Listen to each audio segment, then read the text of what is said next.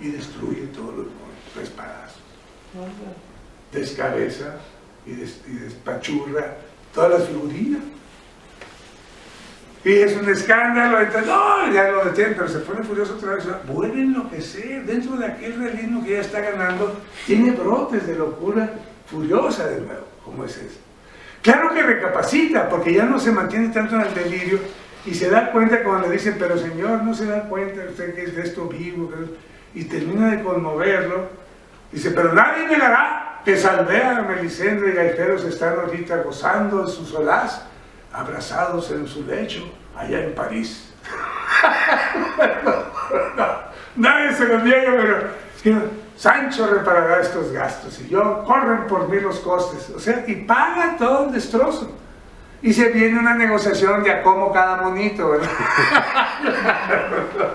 Están todos en la misma de los dineros y que este no tanto, y mediando el ventero, pues bueno, 5 reales, no 5 y 2 cuartillos, y termina indemnizando todo.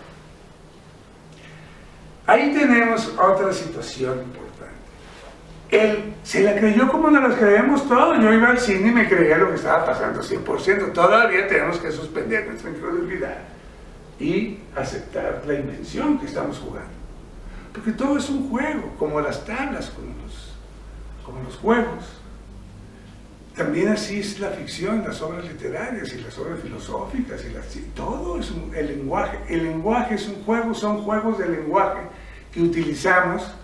No es que las cosas signifiquen unilateralmente y fijamente algo, cambian de sentido y de todo según la intención y el contexto en que digas las cosas. Y vivir en ese rejuego y en esos juegos de lenguaje, en donde los significados cambian, estamos viéndolo palpablemente a lo largo de la lectura de todas estas cosas que les voy contando. Porque es la intervención de muchos, digamos, discursos en distintos niveles de realidad. Por ejemplo, en determinado momento Don Quijote llama aparte a Sancho y le dice, Sancho, yo creo que esas cuestiones son cosas del demonio, lo que hace ese chango. No es posible que pueda adivinar como adivina las cosas si no es por alguna intervención del demonio. Debes tener ese señor bendita suerte. Nunca saben que es Ginés de Pasamontes, ¿eh? Eso lo sabe uno porque se lo cuentan a uno en el libro. Pero Don Quijote y Sancho jamás saben que se trata de Ginés de Pasamontes. Para él es Maese Pedro el titiritero, ¿verdad? En esa ocasión. Pero la convicción de la intervención de poderes naturales como el demonio, que puedan explicar esa habilidad, esa virtud del chango, ¿verdad? De reconocer las cosas como sea, pasadas y presentes, y algunas del futuro quizá, pero no tanto, hace su razonamiento el Quijote de por qué es el diablo y demás. Pero es lo mismo que cuando dice el narrador que va la barca arrastrada por el agua, dice, en donde no interviene ningún poder sobrenatural para moverla, sino es la propia fuerza de la corriente del agua lo que mueve la barca. O sea, hay reconocimiento de que hay fuerzas sobrenaturales o intervención de magos malignos, envidiosos que lo persiguen y tratan de desacreditarlo, ¿verdad? Ahora, pero son las mismas fuerzas que siempre les hemos tenido que dar nosotros presencia, aún en la actualidad moderna, ¿verdad? ¿Y qué es lo que sucede después de que pase por la venta y lo de que van a caer justo en manos, porque esa es la verdad, caen en manos de los condes y de todos los teatros y la teatralidad desmesurada y sin límite en que entran. Porque los condes, se supone que tienen todo el dinero del mundo y todos los criados del mundo, ahora sí que le dan un recibimiento de gran caballero andante como se lo merece. Es la primera vez que el Quijote va a ser tratado. Ya fue muy bien tratado por el caballero del Verde Gabán, de hidalgo a hidalgo, y considerando su locura por parte del caballero, pero como era muy discreto, como se dice, o sea, que sabía distinguir muy bien las cosas, la discreción es la capacidad de distinguir, de razonar, ¿verdad? De hacer distinciones y categorizaciones. Por eso no es el sentido de discreto que actualmente tiene la palabra, como ejemplo de lo que decimos el uso de las palabras en el lenguaje según dónde se juegue y cómo se juegue. En ese siglo de Cervantes, el ser discreto y tener un discurso discreto es ser razonable, saber distinguir y discernir o distinguir o hacer las diferencias propias para hacer una comprensión racional. Y para eso es muy bueno en sus discursos para reflexionar sobre las cosas. Como cuando el Quijote. Y esa parte sabia del Quijote, bien documentada, también es muy interesante. Las muchas referencias a Homero que se hacen en esta segunda parte. A Troya, a Homero mismo, aquí, como decíamos, a los griegos en general, etc. O sea, para mí la forma en que está construida, con muchas historias, como está construida la Odisea también, el Quijote, Cervantes tenía presente o le impactó mucho la lectura de la Odisea, que era muy reciente que se conocían las obras de Homero, como les digo. No había una o dos traducciones que se hubieran hecho.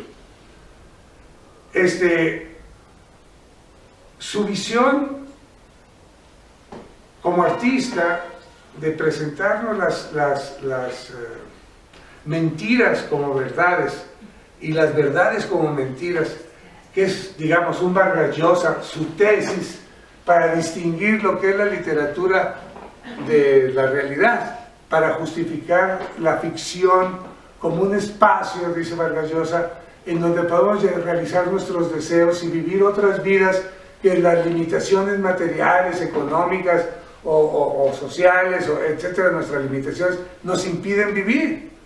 Pues es una lectura con la que yo estoy, me parece inteligente y razonable, pero no estoy completamente de acuerdo, por supuesto. ¿Por qué no? Porque no creo que la ficción sea un lugar para escapar. En la ficción entendemos cómo está constituida la realidad.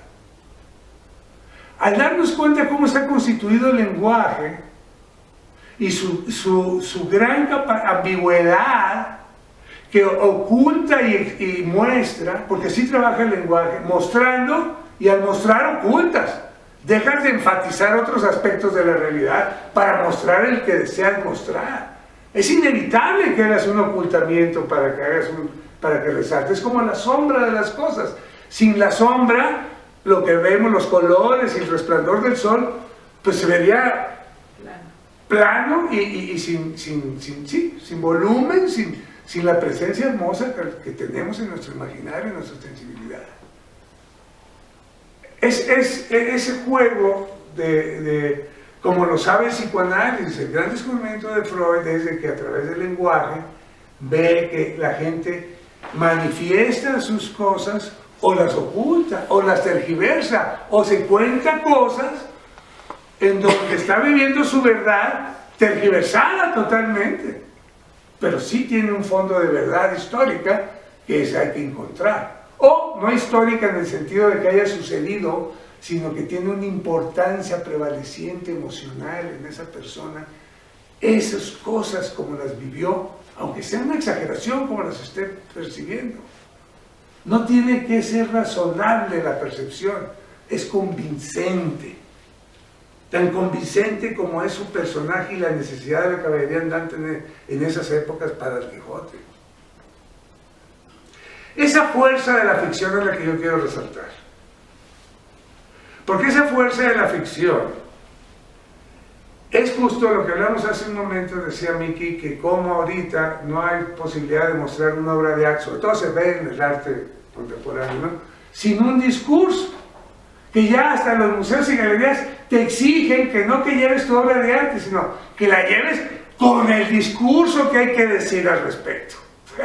Yo llevo ese modo y un discurso sobre el modo. Y es más, y sin discurso,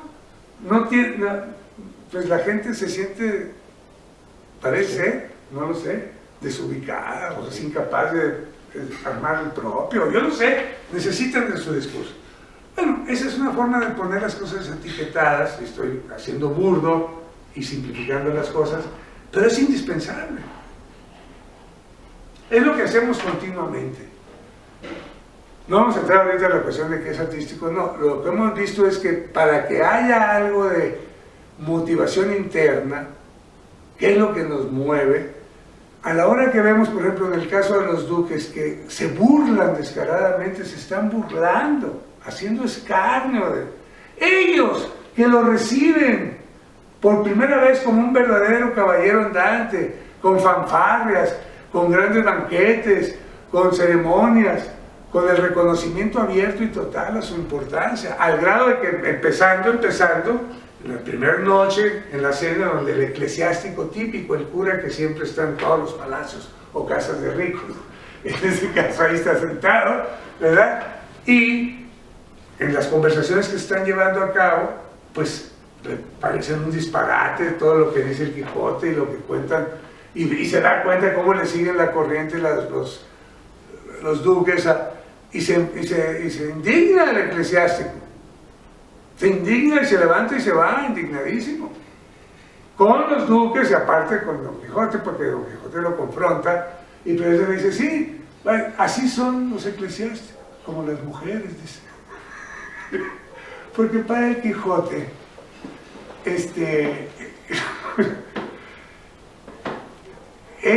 para empezar, porque ¿cómo se llama? Ese lugar secundario de la mujer no es musulmán únicamente, sino es más cristiano de lo que la gente es capaz de aceptar en la actualidad, ¿verdad?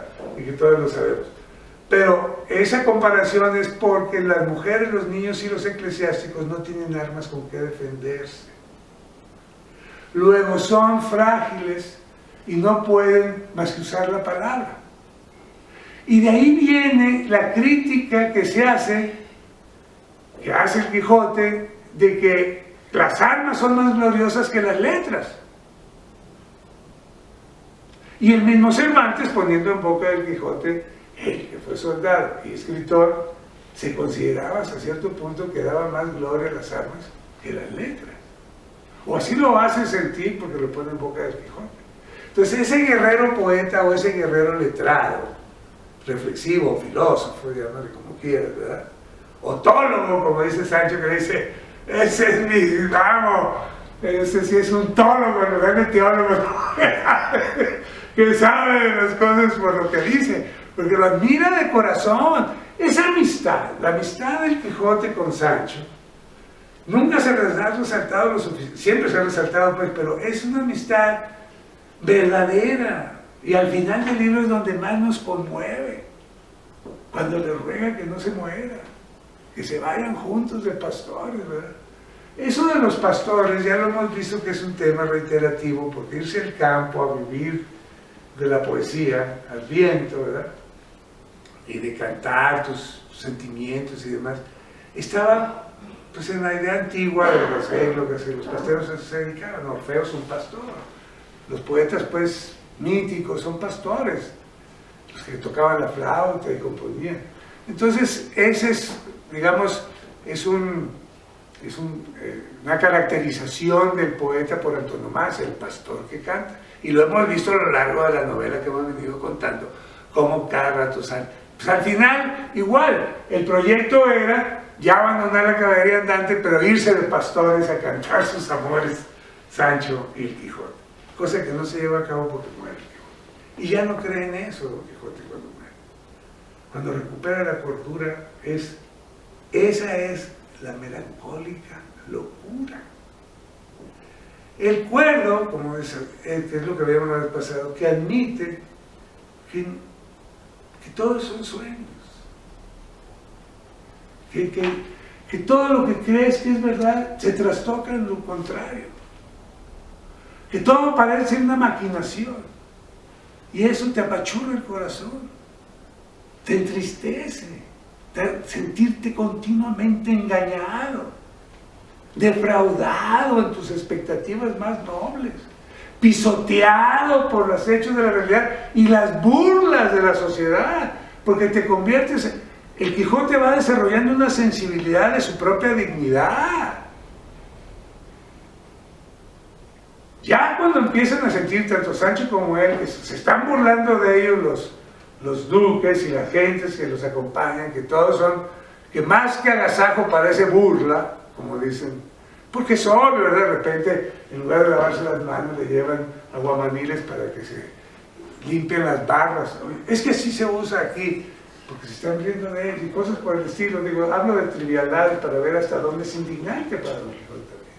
Y uno ve, a lo largo de la narración, es lo que no dice el Quijote también. Lo que veas esto hace rato. Lo que no dice es que hay que leer, porque sí lo dice. Uno lo va viviendo. No es el puro anecdotario acartonado. Pues, porque entonces, ¿no? ¿Qué significación tiene? De que llegó, se levantó y se fue, y se cayó y se quedó, pues, se golpeó. Pues es reírte como las caricaturas de Tom y Jerry, ¿verdad? No se trata de eso. Sí da risa eso, pero no es la verdadera sonrisa irónica de fondo sobre la realidad y sobre nuestra, digamos, inescapable experiencia de la vida en esos términos. Inescapable experiencia de la vida. En los términos de ver que las cosas no son como pensamos, no se mantienen, cambian, que se trastocan, que sí existen los brujos envidiosos que se están siempre haciendo cosas en la invisibilidad para que no te salga lo que tú buscabas o para que se te revierte en contra de lo que era tu bien. Entonces, aprender a vivir en la incertidumbre, consciente de tu fragilidad y tu mortalidad, requiere coraje y heroísmo. Una de esas posibilidades es estar siempre generando nuevos propósitos y enfrentando de manera digna los nuevos males que se te van poniendo en el camino en tu avanzar hacia la muerte. Porque finalmente avanzamos hacia la muerte es por lo que logra ganar la melancolía en ciertos espíritus y entra ¿qué sentido tiene todo entonces? No tiene ningún sentido la vida en el fondo. Todo es un engaño, todo es un teatro, todo es según como te la cuenten y se puede contar de todas las formas posibles y todas son válidas, y si no son válidas algunas quedan ya mencionadas, quedan ya en el imaginario, ya no se borran, ya son peor que mancha de sangre, no sale con lejía ni con nada, ahí está. Y eso es lo que uno tiene que leer, y yo le decía a Miki, no es una interpretación arbitraria, puesto que está demostrado en el propio libro, en la propia historia del libro, como te lo está planteando y lo que va reflexionándose a lo largo de esas experiencias. Por ejemplo, cuando hay historias, claro, entretenidas, pero no pasan de ahí, o sea, con descripciones muy teatrales que seguramente gustaron mucho en su momento, y ahorita todavía ya nos cuesta más a nosotros porque estamos en una teatralidad y efectos especiales que pues todo eso es ridículo frente a las películas de hoy. Pero entonces pues en la noche, ¿verdad?, hicieron luces por el bosque alrededor, los duques se veían y se oían como artillería y tambores y alelíes de árabes, ¿verdad?, gritando, como si fueran grandes combates, y se acercaban y entonces llega un carro triunfal como de carnaval, ¿verdad?, con un cuate disfrazado de muerte, ¿verdad?, y habla con voz ronca y dice: aquí estará Don Quijote de la Mancha, porque me manda el mago a Berlín a decirle que si quieren desencantar a Dulcinea, Sancho tendrá que azotarse 3.300 veces sus nalgas. Y Sancho salta y dice: ¿qué tiene que ver mis nalgas con los encantamientos de Berlín? ¡No! Y entonces todo eso es chusco, pero no es ese humor el del Cervantes. El de Cervantes es la ironía más profunda detrás de esa chusquera. Y que todo eso que el dinero puede hacer aparecer las cosas, y querer convencer a un loco de que realmente manda a decir Merlín y todo, no pasa de burlas triviales de gente aburrida que se está divirtiendo a costa de un ingenuo, un alma de cántaro, como le dicen a los dos, tanto a Don Quijote como a Sancho. Alma de cántaro, ¿no? Ingenuo. Pero que esa ingenuidad es la que no debemos de perder. Esa es la ingenuidad del bueno. Pero bueno, vamos a echarnos un pedazo de con Teresa y luego seguimos platicando.